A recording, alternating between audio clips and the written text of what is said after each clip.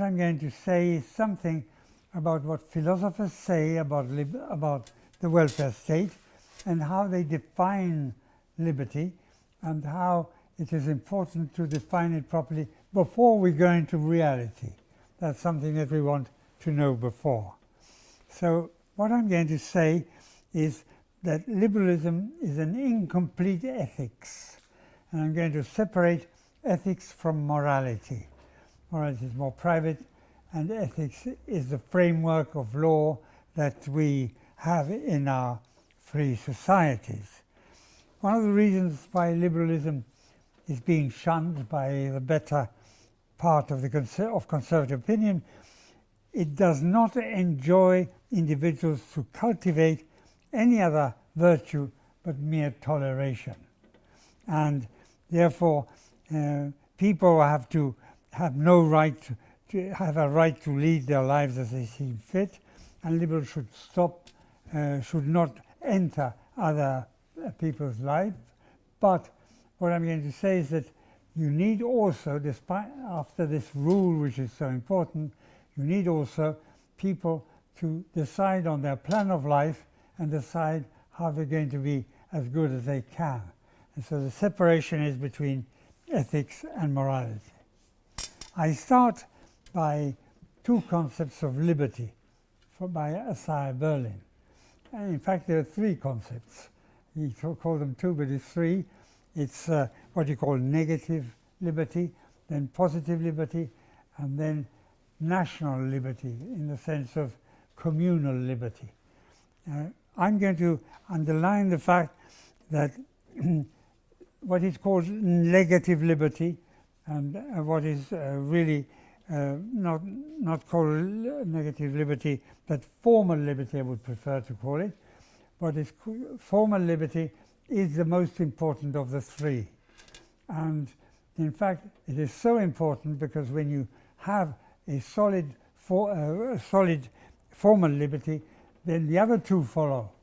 You have a better prosperity, and also you may build a society, I don't say nationalistic, but a society that governs itself. So what I'm going to insist on is on formal liberty. We must proceed now to what is called the impossibility theorem, which was underlined by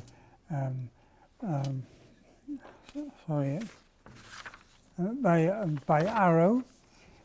What he did in 1950 when he spoke about the impossibility theorem is that he defined liberty in societies with very few characteristics, just three things. I remember Amartya Sen, who was my teacher for some time at the London School of Economics, he said, if you want to remember the three conditions that Arrow put for a society that can be free and also self-governing, remember stupid.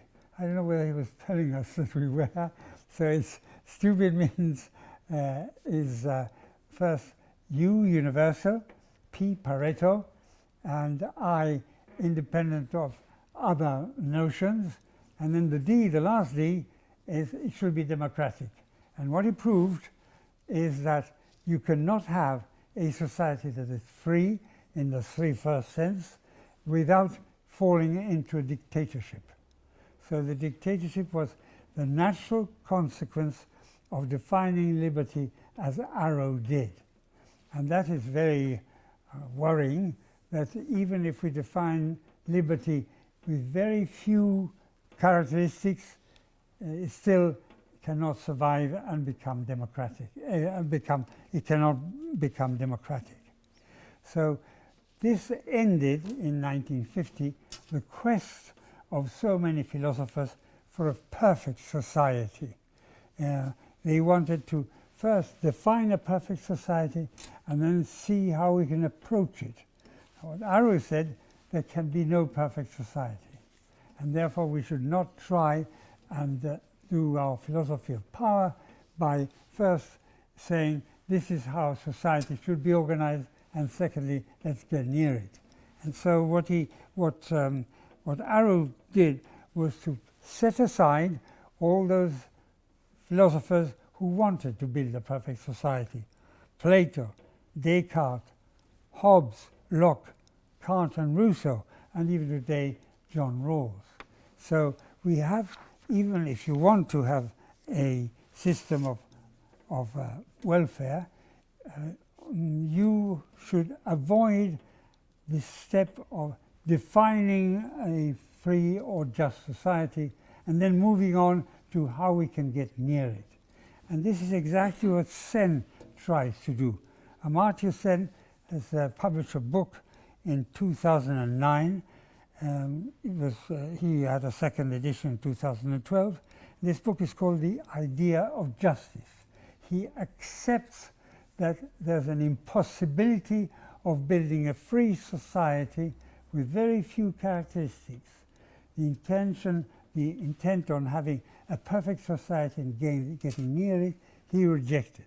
And he defined the idea of justice in saying we have to try and see where there is injustice, and comparing one nation with another and one situation with another, seeing where people are hungry, where they are sick, where they don't have education or freedom, and use that as a way to take partial measures to better society. Not define a good society as perhaps the utilitarians did and others, but to go straight to seeing case by case. Now, my point today is that seeing case by case is something that really doesn't tell you, it really helps state intervention. There was, during the last general election in India, a discussion between Jagdish Bhagwati and Amartya Sen. Now, Jagdish Bhagwati wrote a book against Sen. Among other things, people said he wanted to be to get a prize that Sen got, the Nobel Prize. And what he says is, it's progress it's getting richer that gets rid of poverty. So what he said is, Bhagwati said, we have to set up a situation of the free market, we have to set up free trade, and try and see whether we can make the Indian society get better off, and that will and has got rid of a great part of poverty.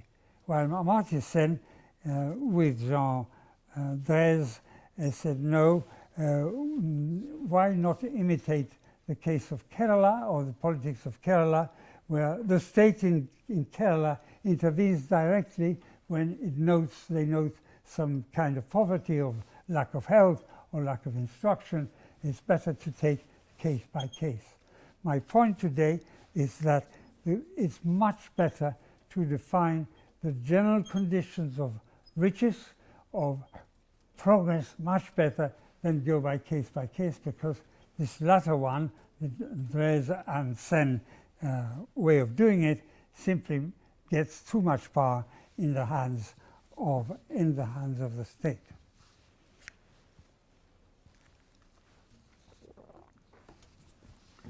So, in fact, Sen has studied Adam Smith very closely. He's married to a lady who knows especially about Adam Smith, and Sen quotes, says, Adam Smith has been caricatured by us economists as a moralist of selfishness. And the quotation is always the one we all know. It is not from the benevolence of the butcher, the brewer, and the baker that you expect our daily dinner, but from a regard to their own interest. And one of the points of Sen is to try and show that Adam Smith didn't see the essence of economics as self-regarding or self-protecting situations. And He's right in this because the theory of moral sentiments speaks of people who are not selfish, people who try to be influenced by the opinions of others, trying also to think of others. In the theory of moral sentiments is a very different kind of society from the one that you have in the Wealth of Nations. And therefore he tried to bring Adam Smith to the realm, to the situation of state intervention to get rid of situations of poverty, illness or ignorance. Now Adam Smith, well, I doubt whether he gave up totally self-regard, even in the theory of moral sentiments. He did say, when he spoke of the impartial spectator, that remorse and the consciousness of merit is something that influences us. So Sen says Adam Smith was not one of the rational fools who think that people only think or move by their own interests and do not think of others. And this is, I think, misrepresenting Adam Smith and also misrepresenting us who believe in the market. So the step I'm going to take now, because I said at the beginning that you had an ethics of the system and the morality of people, is to show that the ethics of the system is a market ethics. And therefore, instead of going case by case, if you want to get a better society, not the perfect one, but a better society, what you ought to do is first establish a free market, because that causes or brings about prosperity. And then the people will decide what kind of morality they accept and what are the principles that influence them in their private lives. So instead of presenting as some economists do, that economists are self-regarding and that the things they strive for are very few, simply feeling better or being rich, but as Becker and Stigler, I said before, present is the idea that we individuals can have many aims, many goals, but when it comes to working in society, we have to take account of costs, and the opportunity cost is what makes us look selfish. But it doesn't mean that we can't have many goals of different kinds, and certainly could be other than selfish. To give an example, I think that a racing driver and Mother Teresa have different goals.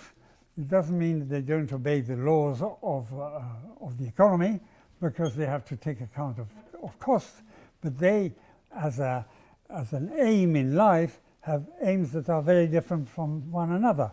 And therefore, morality is people having aims in their lives and a plan for their lives, and then trying to get excellence in those goals.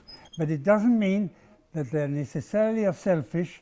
And what you need also is that these personal goals, this personal morality, should be developed in a free market and a free society.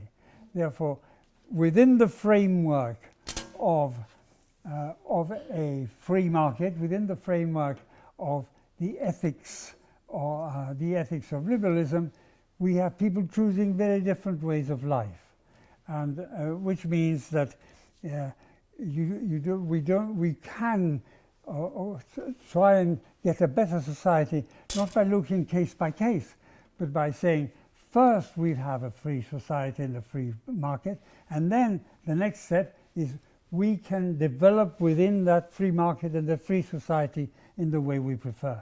So what I try to do is speak of two levels in a free society. as Buchanan and Tulloch did.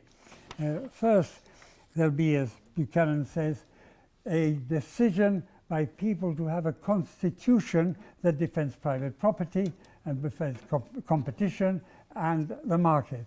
And that constitution usually is by unanimity of the people in the society.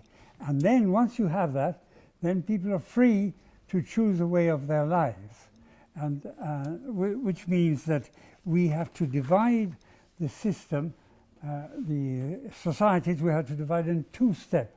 One step is the ethics of freedom, and the other one is the morality of our lives. So what I've tried to do is to show that there aren't two ways only. One, to define a perfect society and try to approach it, and the other one to say give up the perfect society because Arrow is right, and we're going to do case by case.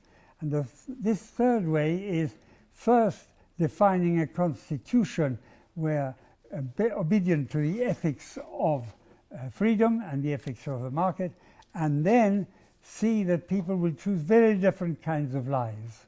And so we have to define liberalism first in saying a necessary condition is the freedom of the market and the freedom of society, and this is a sufficient condition. The necessary condition will be that we choose our lives within that framework. So when I spoke of the ethics of liberalism as an incomplete ethics, it's because the ethics of liberalism only speaks of how you do the framework, how you establish the framework of freedom and the framework of the market. When I speak to people who call themselves liberal, I say, do you want a free market? And when they say no, I know they have a different kind of liberalism. Here, what we have is that first we need the framework, and then within the framework we'll be able to choose the way we want to live. And this distinction of two steps in a free society is the one that we should use when people speak of welfare, of human welfare, and try to intervene in society to try and better it. This is not the way. To first define how the market and free society works, and then of course you can allow people to help other people and to have the kind of life they want. But you can still save the idea of liberalism by saying it's a necessary condition, the sufficient condition, we each decide on our own. Thank you.